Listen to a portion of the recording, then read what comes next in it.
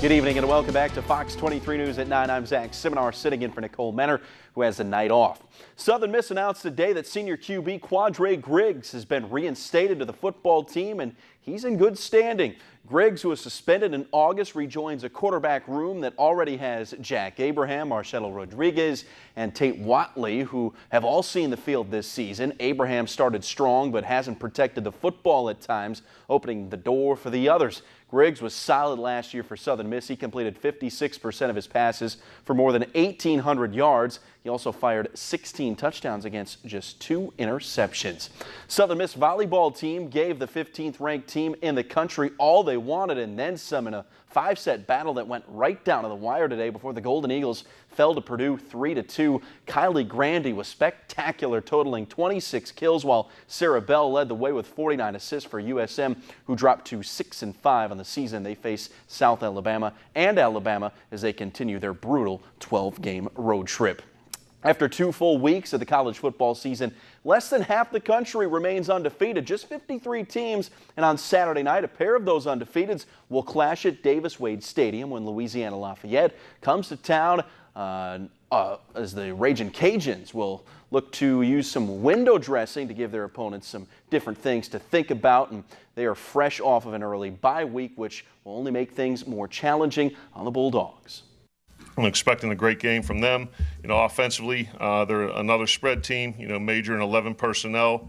They do a real good job stretching the field horizontally and creating matchup problems and using space to their advantage. A lot of similarities from last week. They run that base too high, zone defense, but they're very good about mixing up, very good about bringing different pressures with different coverages behind them.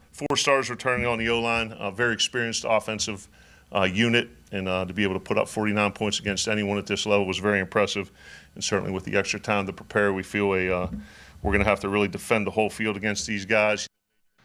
Kickoff on Saturday is set for 6:30, but note the network change. You can now see tomorrow's game on ESPN2 rather than its originally slated SEC network slot.